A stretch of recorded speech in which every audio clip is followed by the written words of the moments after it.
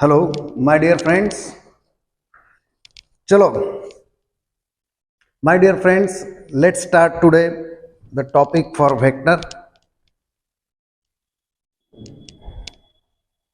Hello my dear friends, today our topic of discussion is vector. Vector is the most important topic for all examinations such as JEE, MHT, CT, state board level, CBSE, state entrance examination, as well as UPSC mathematics subjects also. So let's have an introduction about vector. What is vector? Vector is a quantity which is having both magnitude and direction. Vector एक ऐसी quantity है जिसको express करने के लिए हमें magnitude और direction दो चीजों की जरूरत होती है। मैग्नीट्यूड यानी सिर्फ वैल्यू, ठीक है कि नहीं। अब इसके एग्जाम्पल क्या है? अगर हम एग्जाम्पल लेंगे वेक्टर के तो displacement, velocity, acceleration, force, momentum, torque, electric intensity, magnetic induction, etcetera etcetera. तो अलग अलग एग्जाम्पल हमें ये ध्यान में रखने हैं, बेसिक चीजें। डिस्प्लेसमेंट है, वेलोसिटी है, velocity rate of change of displacement, acceleration rate of change of velocity, force it is also a vector quantity that is equal to mass into acceleration, torque is also a vector quantity that is equal to cross product of force and moment arm, am I right, or cross product of momentum and electric intensity. so अलग अलग vector quantity हम ध्यान में रखेंगे। Vector का मतलब क्या है? ऐसी क्वांटिटी जिसको एक्सप्रेस करने के लिए हमें डायरेक्शन और मैग्नीट्यूड दोनों की जरूरत पड़ती है। अब स्केलर क्या है? तो स्केलर यानी ऐसी क्वांटिटी जिसके लिए हमें डायरेक्शन की कोई भी जरूरत नहीं पड़ती। फॉर एग्जांपल अगर हमें टेम्परेचर मेजर करना है, चाहे उल्टा लटका दो या सीधे मेजर करो या आड़ा करके मेजर करो, टेम्परेचर सेम रहेगा। टाइम के लिए कोई डायरेक्शन की जरूरत नहीं होती। मास, किसी भी डायरेक्शन में हम हमारा मास अगर मेजर करेंगे तो हमारा मास जो है उसकी वैल्यू सेम रहेगी। सो डिस्टेंस है, चाहे हम ए से बी या बी से ए कैसे भी काउंट करेंगे तो डिस्टेंस सेम रहेगा। तो distance, mass, time, current, volume, density, work, power, electric flux, magnetic flux, ये सारे कौन से क्वांटिटीज है? ये स्केलर क्वांटिटी है, ठीक है। स्केलर क्वांटिटी यानी ऐसे क्वांटिटी जिनको सिर्फ हम मैग्नीट्यूड से यानी वैल्यू से रिप्रेजेंट कर सकते हैं। तो चलो आते हैं टाइप्स ऑफ वेक्टर पे। अब वेक्टर के अलग अलग टाइप है, जिसमें सबसे पहला टाइप हम देखेंगे नल वेक्टर। नल वेक्टर, उसके पहले हम एक और चीज देख लेते हैं कि वेक्टर को रिप्रेजेंट कैसे करें। सपोज दैट हमारे पास ये एक लाइन है a B bar, a b, और डायरेक्शन ए से बी है। तो ये एक वेक्टर हो गया जिसकी वैल्यू क्या है? Distance between a and b, that is length of a b. Length of a b क्या है? इस वेक्टर की वैल्यू है, मैग्नीट्यूड है, और ये डायरेक्शन है ए टू बी। तो हम इसको ए बी बार इस तरह से रिप्रेजेंट करेंगे वेक्टर को रिप्रेजेंट करते समय। या आप a B bar arrow represent कीजिए ऊपर। ए बी बार का मतलब इसमें दो चीजें हैं, एक तो मैग्नीट्यूड है, मैग्नीट्यूड। मैग्नीट्यूड कैसे रिप्रेजेंट करेंगे? इस तरह से। इसको कैसे रीड करेंगे? Magnitude of vector a B bar. और जब हम magnitude of vector a B bar लिखते हैं तो ये ऊपर की जो टोपी है वो निकाल देंगे और सिर्फ हम ए बी लिखेंगे। क्यों? क्योंकि ए बी का मतलब length of a b, distance between a and b, वो सिर्फ एक स्केलर है, मैग्नीट्यूड है, ठीक है। तो मैग्नीट्यूड ऑफ वेक्टर हम इस तरह से रिप्रेजेंट करेंगे। और डायरेक्शन कैसे रिप्रेजेंट करेंगे? एरो से। सो ये हो गया वेक्टर ए बी बार। इसमें दो चीजें, मैग्नीट्यूड एंड डायरेक्शन। तो डायरेक्शन के लिए हम एरो यूज कर रहे हैं। बात समझ में आ गई? सपोज दैट हम किसी वेक्टर को स्मॉल ए बार से भी रिप्रेजेंट कर सकते हैं, कोई बात नहीं। ये एक दूसरा वेक्टर है स्मॉल बी बार। एक वेक्टर है फ्रॉम ओ टू पी, तो ये हो गया ओ पी बार, ठीक है। बात समझ में आई? अब टाइप्स ऑफ वेक्टर हम डिस्कस कर रहे हैं। टाइप्स ऑफ वेक्टर क्या है? सबसे पहला इंपॉर्टेंट है नल वेक्टर। नल वेक्टर क्या चीज है? Null vector is a vector having magnitude 0। ऐसा वेक्टर जिसकी मैग्नीट्यूड 0 है, नल वेक्टर को हम इस तरह से रिप्रेजेंट करेंगे। और अगर इसकी वैल्यू हम निकालेंगे तो नल वेक्टर की मैग्नीट्यूड क्या है? 0 है। A vector having magnitude 0 is called as a null vector, और हम उसको और क्या कहते हैं? जीरो वेक्टर भी कहा करते हैं। ठीक है, अब हम दूसरा एक पॉइंट लेते हैं। सपोज दैट हमारे पास एक वेक्टर है ए बार, ठीक है, और एक दूसरा वेक्टर है बी बार। हमारे पास अभी दो वेक्टर है, ठीक है। अब ये जो दोनों वेक्टर है, यहां पे दिखाई दे रहा है कि दोनों की डायरेक्शन सेम है। समझ में आई बात? दोनों की डायरेक्शन सेम है। और हम एक और चीज कंसीडर कर लेते हैं कि दोनों की वैल्यू भी सेम है। वैल्यू क्या मतलब क्या है? दोनों की मैग्नीट्यूड भी सेम है। हमारे पास दो वेक्टर है, वेक्टर ए बार है, वेक्टर बी बार है, और दोनों वेक्टर की डायरेक्शन और मैग्नीट्यूड सेम है। जब भी वेक्टर में दो वेक्टर की या दो से ज्यादा वेक्टर की डायरेक्शन और मैग्नीट्यूड सारी चीजें सेम रहेगी, तो ऐसे वेक्टर को हम कहेंगे equal vector. So equal vector में ये चीजें इंपॉर्टेंट है ना, इसको हम इस तरह से रिप्रेजेंट करेंगे, A bar is equal to B bar. इसका मतलब क्या है? दोनों की डायरेक्शन भी सेम है और दोनों की मैग्नीट्यूड भी सेम है। क्लियर हो गया? सो हमने दो वेक्टर टाइप देख लिए, नल वेक्टर देख लिया, इक्वल वेक्टर देख लिया। अब अब एक और वेक्टर देखते हैं, अपोजिट वेक्टर। अब सपोज दैट हमारे पास ये वेक्टर ए बार है और एक दूसरा वेक्टर बी बार है। आपने यहां पे ऑब्जर्वेशन किया क्या? दोनों वेक्टर की डायरेक्शन बिल्कुल अपोजिट है, बराबर। तो यहाँ पे क्या चीज है? डायरेक्शन जो है, दो वेक्टर की डायरेक्शन बिल्कुल विरुद्ध है, अपोजिट है, पर मैग्नीट्यूड उनकी सेम है, ऐसा हम मान लेंगे। यहाँ मैग्नीट्यूड का मतलब हम यहाँ पे बार निकाल देंगे तो ए इज इक्वल टू बी हो जाएगा। तो हम यहाँ पे क्या ले रहे हैं? अपोजिट वेक्टर किसे कहेंगे? ऐसे दो वेक्टर जिनकी डायरेक्शन अपोजिट है पर मैग्नीट्यूड सेम है। तो हम इस तरह से इसको रिप्रेजेंट करेंगे, A bar is equal to minus B bar. यहाँ पे निगेटिव साइन क्या शो कर रहा है? Both vectors are oppositely directed. पर अगर हम इन दोनों की मैग्नीट्यूड अगर निकाल लेंगे तो मैग्नीट्यूड हमें इक्वल मिल जाएगी। तो two vectors having same magnitude but opposite direction are called as equal vectors. Clear? अब यहाँ पे एक चीज है लाइक वेक्टर। लाइक वेक्टर यानी क्या? ऐसे वेक्टर जिनकी डायरेक्शन सेम है। अनलाइक वेक्टर यानी क्या? ऐसे वेक्टर जिनकी डायरेक्शन सेम नहीं है। बात समझ में आई? लाइक वेक्टर में डायरेक्शन सेम है, अनलाइक वेक्टर में डायरेक्शन सेम नहीं है। अब कोलिनियर वेक्टर। कोलिनियर वेक्टर यानी क्या? The vectors which are parallel to each other. A bar parallel to B bar, A bar parallel to C bar. तो जो भी वेक्टर पैरेलल वेक्टर्स है उनको हम बोलेंगे कोलिनियर वेक्टर्स। अब पैरेलल में दो चीजें आती है, या तो सेम डायरेक्शन होगी या तो अपोजिट डायरेक्शन होगी। यहां पे देखो, A bar and B bar are in same direction, यानी ये लाइक वेक्टर है। तो कोलिनियर वेक्टर यानी पैरेलल वेक्टर हो गए या एंटी पैरेलल, पैरेलल या एंटी पैरेलल। अब यहाँ पे ये पैरेलल है, सेम डायरेक्शन में है, तो ये लाइक वेक्टर हो गए, ये कोलिनियर है। और ए बार और सी बार देखिए, A bar is equal to minus C bar लिखेंगे। A bar is equal to minus C bar क्यों लिखा? क्योंकि ये अनलाइक वेक्टर है, अपोजिट डायरेक्शन में है। उनकी मैग्नीट्यूड सेम हो भी सकती है, नहीं भी हो सकती। मैग्नीट्यूड अगर सेम है तो वो इक्वल या अपोजिट की बात हो गई। कोलिनियर में हम क्या ले रहे हैं? Two vectors which are parallel to itself, यानी लाइक वेक्टर हो सकते हैं, अनलाइक वेक्टर हो सकते हैं।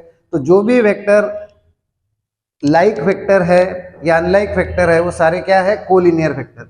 यहाँ पे एक सिंपल बात ध्यान में रखना है, पैरेलल या एंटी पैरेलल वेक्टर कोलिनियर क्या होते हैं, या तो वो पैरेलल होते हैं या एक दूसरे को एंटी पैरेलल वेक्टर होते हैं।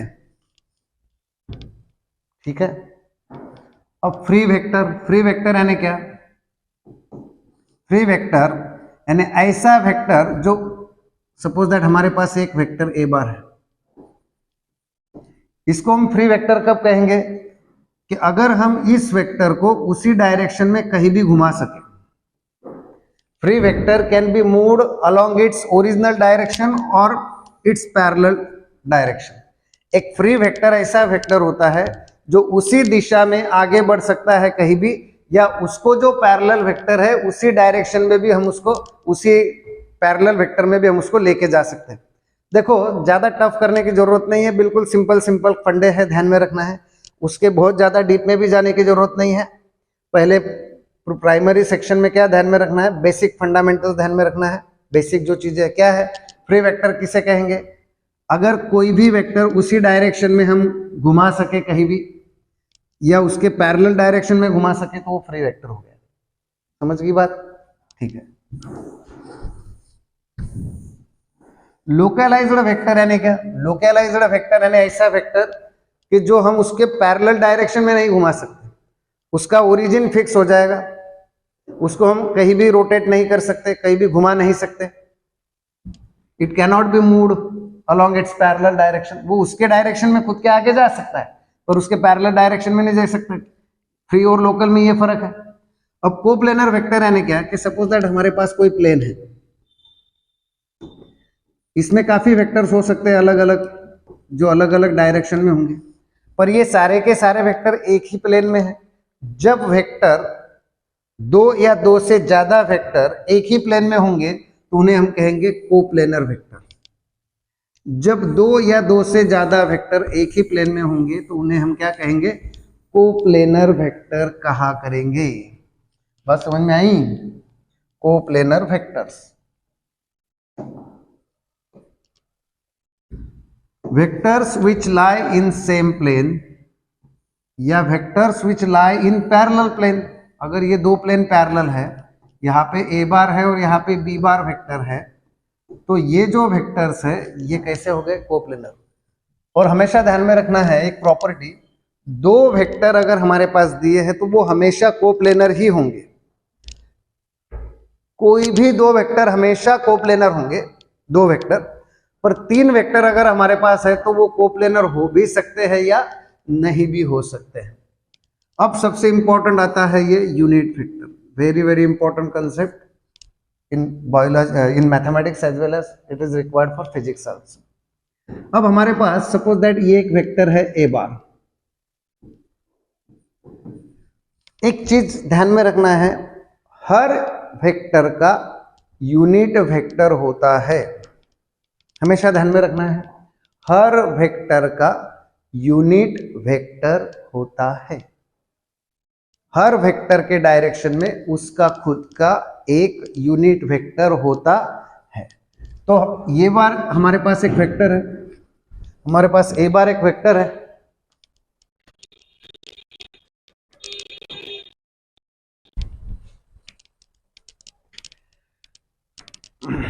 अब ये जो वेक्टर ए बार है, इसकी डायरेक्शन में इसका खुद का क्या होगा? यूनिट वेक्टर होगा।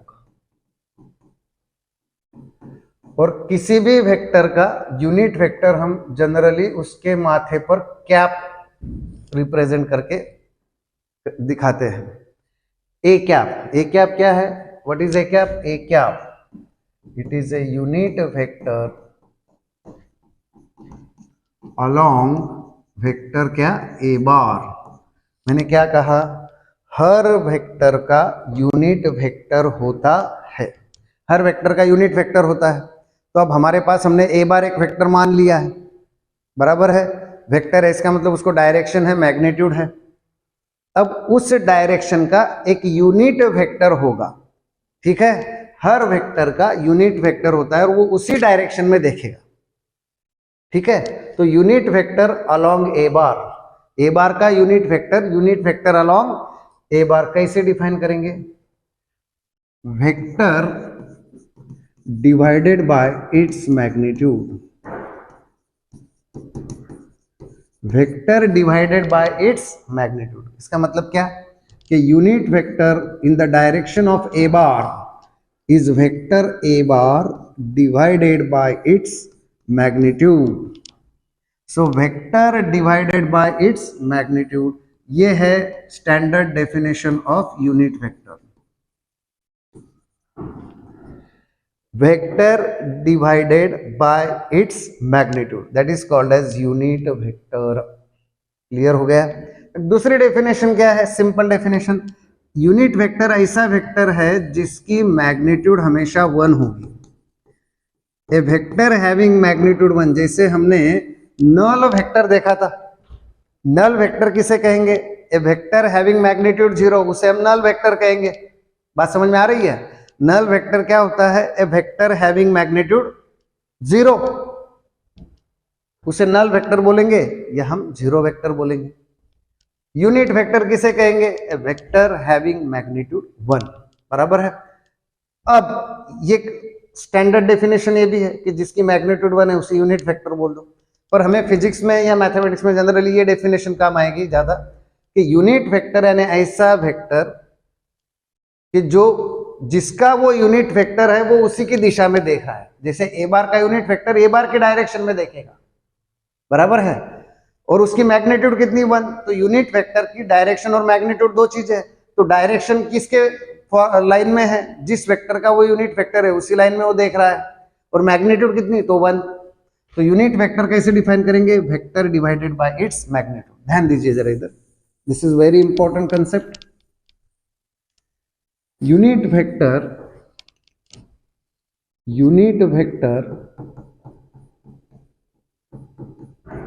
is vector upon or divided by its magnitude. Unit vector is a vector divided by its magnitude. So a cap is equal to vector a bar divided by its magnitude. और चलो हम क्या करते हैं, इसका proof देख लेते हैं। क्या सचमुच मैग्नीट्यूड 1 आएगी क्या? तो दोनों साइड को हम मैग्नीट्यूड ले लेते हैं, taking magnitude on both side. ठीक है। अब देखो, अब ये जो है नीचे वाला, ये तो पहले से ही मैग्नीट्यूड है। मैग्नीट्यूड का मतलब क्या? बाहर निकाल दो, सिर्फ ए रहेगा। अब ये ऊपर वाले की मैग्नीट्यूड इस तरह से लिख लेंगे, तो मैग्नीट्यूड अपॉन मैग्नीट्यूड, ए अपॉन ए कितना हो गया? सो यूनिट वेक्टर की मैग्नीट्यूड कितनी हो गई? हो गया प्रूफ। क्लियर हो गया। सो टाइप्स ऑफ वेक्टर में हमने क्या क्या देखा? हमने नल वेक्टर देखा, हमने इक्वल वेक्टर्स देखे, लाइक वेक्टर यानी सेम डायरेक्शन, अनलाइक वेक्टर यानी अपोजिट डायरेक्शन। अपोजिट वेक्टर भी देख लिया, मैग्नीट्यूड सेम पर डायरेक्शन अपोजिट है। फ्री वेक्टर हमने देखा, the vector which can be moved along its own direction और अलोंग इट्स पैरेलल डायरेक्शन और parallel path. Localised vector can be moved along its own direction but can not be moved along its parallel path. फिर हमने important एक point देखा collinear vector का। Collinear vector यानी क्या? ऐसे वेक्टर जो पैरेलल है या एंटी पैरेलल है, यानी लाइक है या अनलाइक है। कोप्लेनर वेक्टर किसे कहेंगे? ऐसे वेक्टर जो एक ही प्लेन में है या उसके पैरेलल प्लेन में है, उन्हें हम क्या कहेंगे? Coplanar vector. तो मेरे हिसाब से आपको इसका बेसिक पूरा क्लियर हो गया है। ठीक है, तो हम आगे बढ़ते हैं।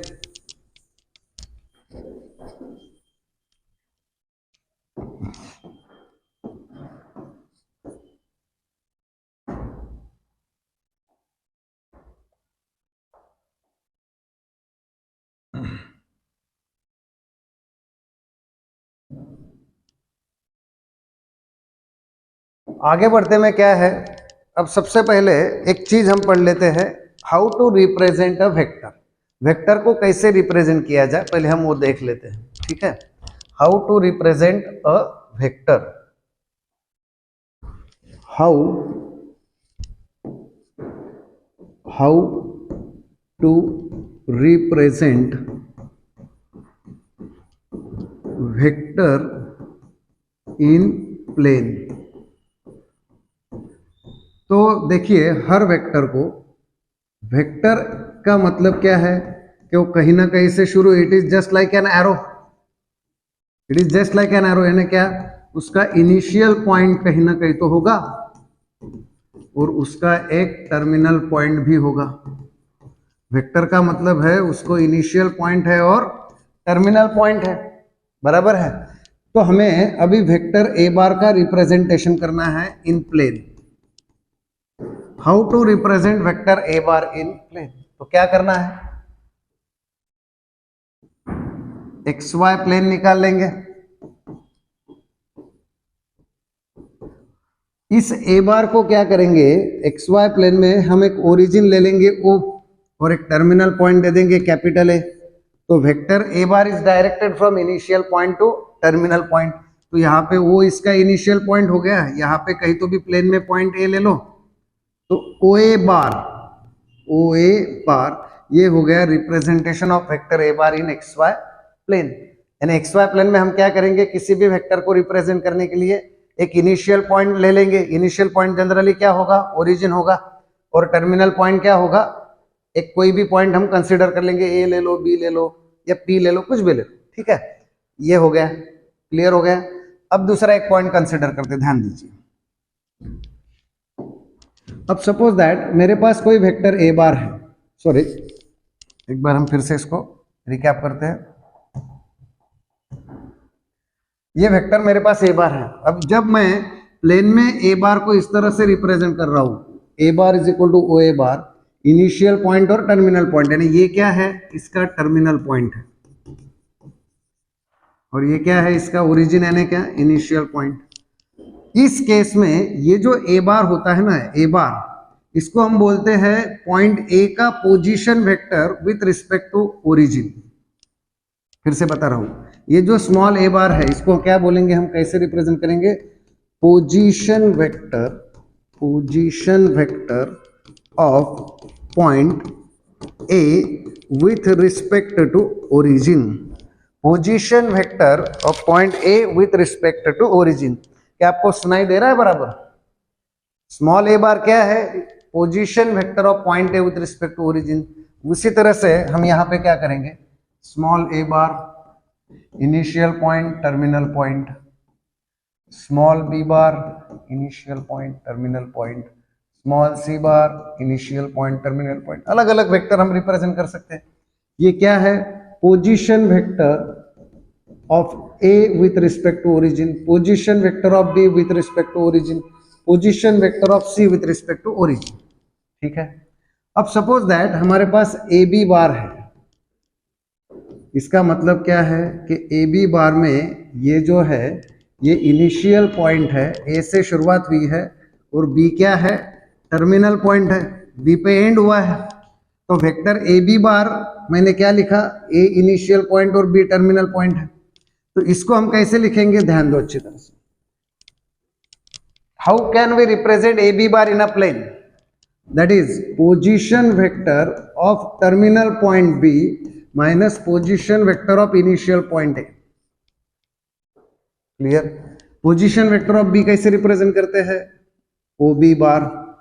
पोजीशन वेक्टर ऑफ ए कैसे रिप्रेजेंट करते हैं, ओ ए बार, यानी small B bar minus small A bar. ये हो गया A B bar. Suppose that हमारे पास बी सी बार है, बी सी बार हम कैसे लिखेंगे बी सी बार को, position vector of point C minus position vector of point B, terminal point का position vector minus initial point का position vector. So it can be written as O C bar minus O B bar. O C bar minus O B bar को हम small C bar minus small B bar लिख सकते हैं।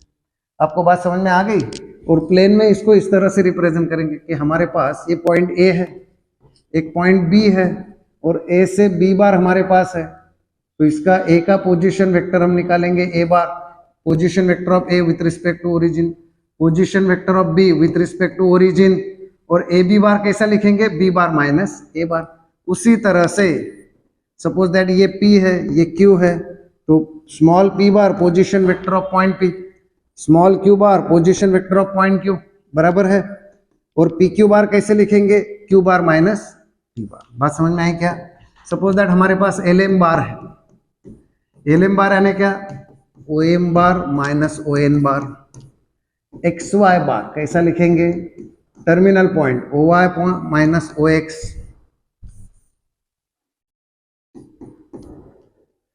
suppose that RS bar, how can we represent RS bar, how can we represent RS bar, RS bar can be written as OS bar minus OR bar।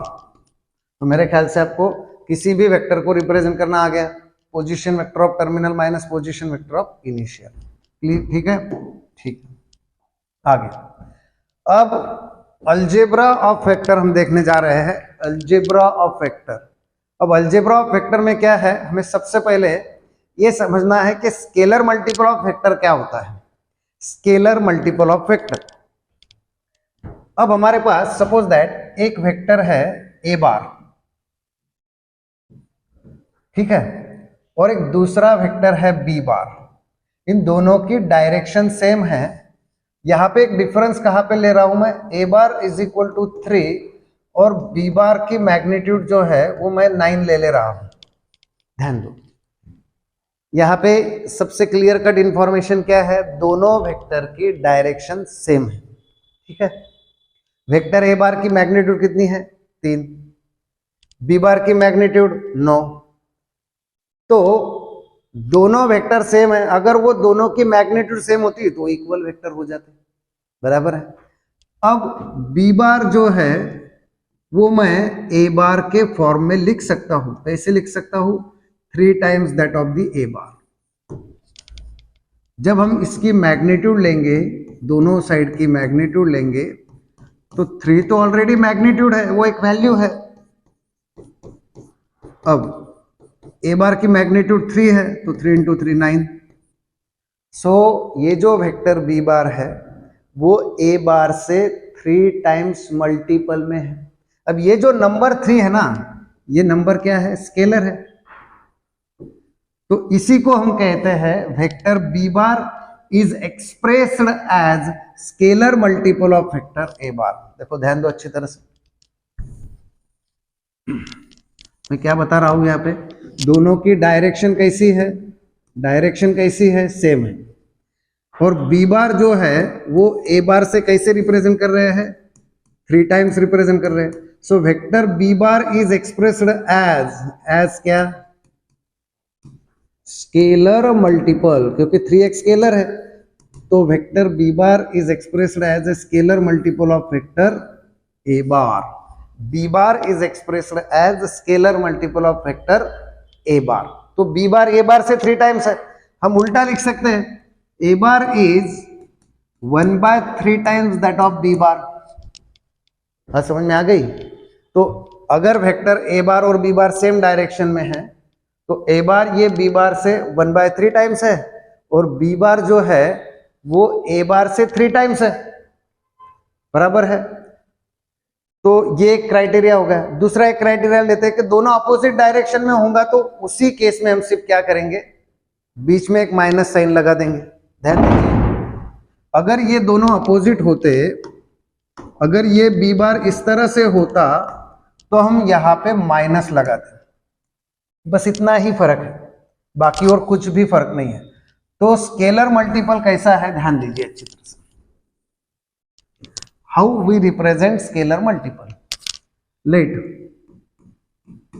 P bar and Q bar are two given vectors. P bar और Q bar दो vectors है। If there exist, अगर हमारे पास कोई ऐसा एक number है, if there exist a non zero scalar, हमने अभी 3 लिया था, 1/3 लिया था, उसकी जगह हम नॉन जीरो स्केलर m मान लेंगे, such that p bar is equal to m into q bar. अगर ऐसा हम लिख पाए तो हम क्या कहेंगे, p bar is expressed as scalar multiple of vector q bar. Q bar is expressed as scalar multiple of vector P bar। बात समझ में आ गई, 3 टाइम्स 1/3 टाइम्स, क्लियर हो गया। अगर बी बार ए बार से 3 टाइम्स है तो ए बार बी बार से 1/3 टाइम्स हुआ, करेक्ट है। So if there exist a non zero, zero नहीं होना, m की वैल्यू जीरो नहीं चाहिए, non zero scalar such that. अब ये जो m है ना, ये जो m है ये पॉजिटिव भी हो सकता है, निगेटिव भी हो सकता है, m में भी पॉजिटिव, m में भी निगेटिव। तो उसके बारे में थोड़ा सा लिख लेते हैं, ध्यान दो। अगर m पॉजिटिव हुआ तो इसका मतलब क्या है, इसका मतलब ऐसा है कि p bar is equal to m q bar है और दोनों की डायरेक्शन कैसी है, सेम है। m लेस देन जीरो हुआ तो इसका मतलब ये निगेटिव हो गया, यानी डायरेक्शन अपोजिट है। क्लियर हो गया स्केलर मल्टीपल, क्लियर हो गया। सो यहाँ पे एक इंपॉर्टेंट चीज, एक गोल्डन स्टेटमेंट मैं तुम्हें बता रहा हूं, ध्यान देना है। Collinear vectors if a bar and b bar are collinear vectors, अगर a बार और b बार ये कोलिनियर वेक्टर्स है तो क्या, देन देयर एग्जिस्ट, ये किसका सिंबल है, देयर एग्जिस्ट का, then there exist a non zero scalar m such that b bar can be expressed as a scalar multiple of vector a bar। यानी दो collinear vector हमेशा एक दूसरे के स्केलर मल्टीपल के फॉर्म में रिप्रेजेंट किए जा सकते हैं। बहुत इंपॉर्टेंट पॉइंट है, अगर दो वेक्टर हमारे पास है तो दोनों वेक्टर एक दूसरे के स्केलर मल्टीपल के फॉर्म में रिप्रेजेंट किए जा सकते हैं। ए बार और बी बार, अगर हमारे पास ए बार और बी बार एक कोलिनियर वेक्टर है तो ये दोनों वेक्टर एक दूसरे के स्केलर मल्टीपल के फॉर्म में एक्सप्रेस किए जा सकते हैं। ये क्लियर हो गया, ये हो गया पूरा बेसिक्स ऑफ वेक्टर हो गया। अब हम जाएंगे addition, subtraction, multiplication of vector की तरफ। स्केलर मल्टीपल आपको क्लियर हो गया। अब हम जा रहे हैं एडिशन ऑफ वेक्टर। अब देखो, सपोज दैट मेरे पास दो वेक्टर है ए बार एंड बी बार। अब इन दोनों को मुझे ऐड करना है, ए बार प्लस बी बार, ठीक है। तो अब इन दोनों की एडिशन हम कैसे करेंगे, ये हमारे पास क्वेश्चन है। जैसे हम अलजेब्रा में 2 + 3 5 लेते हैं, 2 + 3 5 लेते हैं तो क्या ए बार प्लस बी बार को ए प्लस बी लिखा जा सकता है क्या? तो ऐसा नहीं लिखा जा सकता। यहाँ पे 2 + 3 = 5 नहीं होता। यहाँ पे ए बार प्लस बी बार डायरेक्टली हम ए प्लस बी नहीं लिख सकते। हमें अगर दो वेक्टर की एडिशन करनी है, अरे समझ में आया क्या? हमें अगर दो वेक्टर की एडिशन करनी है तो हमारे पास रूल है, दो बेसिक रूल है। एक है law of triangle of vector और दूसरा है law of parallelogram of vector. अगर हमें दो वेक्टर की एडिशन करनी है, अगर हमें दो वेक्टर की एडिशन करनी है तो हमारे पास दो रूल है, law of triangle of vector and law of parallelogram of vector. ठीक है, हम लॉ ऑफ ट्रायंगल देखते हैं अभी। सपोज दैट मेरे पास एक वेक्टर है ए बार, एक दूसरा वेक्टर है बी बार, ठीक है। अब इन दोनों की हमें एडिशन करनी है। एक चीज हमेशा ध्यान में रखनी है, दो वेक्टर की एडिशन करने के बाद जो भी हमें मिलेगा उसे हम उसका रिजल्टेंट वेक्टर बोलेंगे। Effective vector of a bar and B bar या फिर resultant of a bar and B bar. तो यहां पे एक चीज क्या ध्यान में रखनी है, दो वेक्टर की एडिशन करने के बाद हमें जो नया मिलेगा रिजल्टेंट, वो भी एक वेक्टर क्वांटिटी होगा। दो वेक्टर की एडिशन करने के बाद हमें जो मिलेगा उसे हम उसका रिजल्टेंट बोलेंगे या इफेक्टिव बोलेंगे, और वो भी क्या होगा, एक वेक्टर होगा। इसका मतलब उसको भी डायरेक्शन होगी, उसकी मैग्नीट्यूड भी होगी। अब वो क्या होगी वही हमें देखना है। अब ये रिजल्टेंट ही हमें फाइंड करना है। इसके लिए दो मेथड है, या तो लॉ ऑफ ट्रायंगल से या तो लॉ ऑफ पैरेललोग्राम से। तो अब ये जो दोनों वेक्टर है लॉ ऑफ ट्रायंगल से हमें रिप्रेजेंट करने हैं, ऐड करने हैं। तो क्या करना है, इन दोनों में से कोई भी एक वेक्टर पहले उठा लो। ये मैंने ए बार उठा लिया। जो भी वेक्टर हम पहले उठाएंगे, select any one vector, give that vector initial point and terminal point. तो ये वेक्टर हो गया ओ ए बार। हम क्या कर रहे हैं, we are going to discuss addition of two vector with the help of law of triangle of vector. For that we have two given vectors. Out of that two vectors, select any one vector and give it as a initial and terminal notations. Okay, so हमने a बार को क्या किया, initial और terminal point ले लिया। अब यहाँ पे इंपॉर्टेंट चीज क्या है, जो दूसरा वेक्टर है उसे भी हमें इनिशियल और टर्मिनल पॉइंट देने हैं। पर यहाँ पे एक इंपॉर्टेंट चीज है, जब हम law of triangle of vector देखेंगे तो पहला वेक्टर सिलेक्ट करने के बाद पहले वेक्टर को हम इनिशियल और टर्मिनल पॉइंट देंगे। तो जब हम दूसरा वेक्टर सिलेक्ट करेंगे तो दूसरे वेक्टर का इनिशियल पॉइंट ये पहले वेक्टर का टर्मिनल पॉइंट होना चाहिए। समझाता हूं, पहला वेक्टर जहां पे खत्म हुआ वहीं से दूसरे की शुरुआत होनी चाहिए। Law of triangle of vector में ध्यान देना है, law of triangle of vector में हमें दो वेक्टर दिए हुए हैं, उनकी एडिशन करनी है। दो में से हमने एक को सिलेक्ट कर लिया है, उसको इनिशियल और टर्मिनल पॉइंट दे दिए हैं, बराबर है। अब जो दूसरा वेक्टर है उसको कैसे देंगे इनिशियल टर्मिनल पॉइंट, पहला जहां पे खत्म हुआ वहीं से दूसरे को शुरू करना है। So initial point of second must be terminal point of first, और इसको एक टर्मिनल पॉइंट दे दो। सेकंड वेक्टर की शुरुआत आप कहां से करेंगे, जहां पे पहला खत्म हुआ है।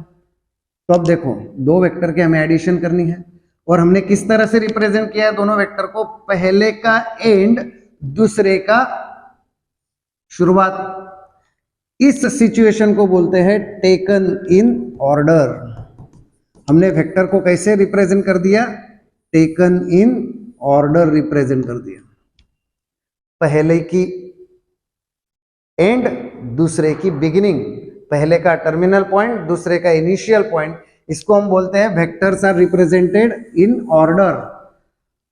अब यहां पे देखो क्लियर कट क्या दिखाई दे रहा है, two vectors are represented in magnitude and direction taken in order. Taken in order, पहले का एंड दूसरे की शुरुआत। Two vectors are represented in magnitude and direction by adjacent sides of an incomplete triangle. देखो यहाँ पे ट्रायंगल कंप्लीट नहीं है। Two vectors are represented in magnitude and direction by adjacent sides of an incomplete triangle. ऐसा अगर है तो इन दोनों की एडिशन, इन दोनों का resultant is represented by remaining side of the triangle, remaining side of the triangle, and that resultant vector a bar plus b bar, let us represent it by r bar। अब ये एक vector है, इन दोनों का resultant है, उसकी direction है, तो डायरेक्शन कहां से कहां तक है, पहले वेक्टर के इनिशियल पॉइंट से दूसरे वेक्टर के टर्मिनल पॉइंट तक। इस तरह से ये डायरेक्शन है, पहले वेक्टर के इनिशियल से दूसरे के टर्मिनल तक। बात समझ गई, बात क्लियर हो गया। तो हमको क्या करना है, दो वेक्टर दिए हुए, दो वेक्टर को टेकन इन ऑर्डर लेना है, पहले का टर्मिनल दूसरे की इनिशियल होनी चाहिए। टेकन इन ऑर्डर लेने के बाद उनको adjacent sides of an incomplete triangle दिखाना है। अब adjacent sides of incomplete triangle होने के बाद क्या है इंपॉर्टेंट, उन दोनों का रिजल्टेंट ये थर्ड साइड से रिप्रेजेंट करना है, और थर्ड साइड की डायरेक्शन कहां पे होनी चाहिए, पहले वेक्टर के पहले पॉइंट से दूसरे वेक्टर के आखिरी पॉइंट तक। तो अब हम लॉ को हम मगअप कर लेते हैं स्टेटमेंट के फॉर्म में। क्या है law of triangle of vector, if two vectors are represented in magnitude and direction by adjacent sides of a triangle taken in order.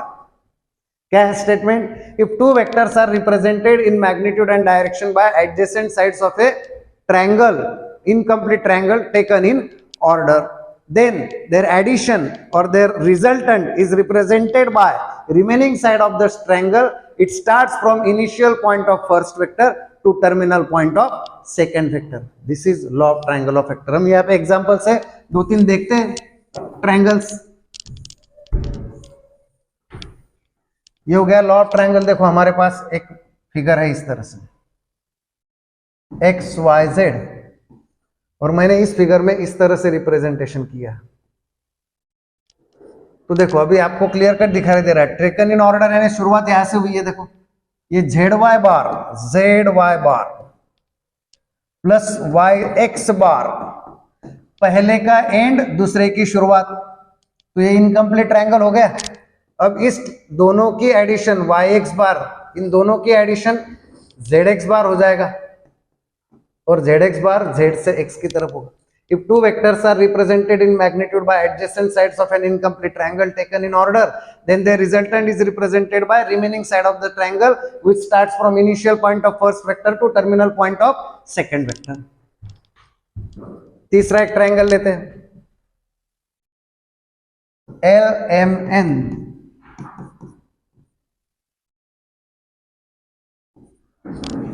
अब इस ट्रायंगल में कैसे आएगा, देखो शुरुआत यहां से हुई है, M से L की तरफ, L से N की तरफ, टेकन इन ऑर्डर है। So ML bar plus LN bar is equal to initial to terminal MN bar. Clear? So this is law of triangle of vector. Okay, so हमने दो vector के addition A bar plus B bar law of triangle से हमने पढ़ ली है।